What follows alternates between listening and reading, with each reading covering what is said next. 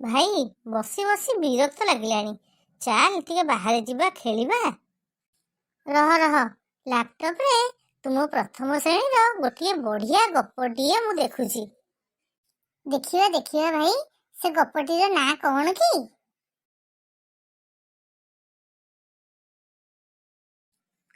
ଦେଖେ, ଗପଟିର ନାଁ ହେଲା ଚାଲ ନଟୁ ଖେଳିବା। ରବିବାର ଦିନ ଭୋଳା ଘରେ ଥିଲା। ସେ ସୂତା ଓ ନଟୁ ନେଇ କେଶବ ଘରକୁ ଗଲା। ଦୁଇ ସାଙ୍ଗ ପଡ଼ିଆକୁ ଯାଇ ନଟୁ ଖେଳିଲେ।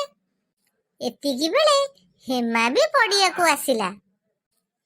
ହେମା ପାଖରେ ନଟୁ ନଥିଲା, ତାର ବି ନଟୁ ଖେଳିବା ପାଇଁ ମନ ହେଲା। ଏକଥା କେଶବ ଜାଣିପାରିଲା।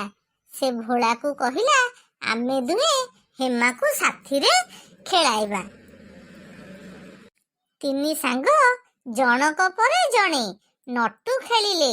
ସମସ୍ତେ ଖୁସି ହେଲେ। ଏବେ ଏକାଠି ହୋଇ ସମସ୍ତେ ଖେଳିଲେ। ଭାରି ମଜା ହେଲା। ଭାଇ, ଏ ଗପ ଶୁଣି ମୋର ବି ନଟୁ ଖେଳିବାକୁ ଇଚ୍ଛା ହେଲାଣି। ଚାଲ ଆମେ ଦି ଜଣ ବି ନଟୁ ଖେଳିବା।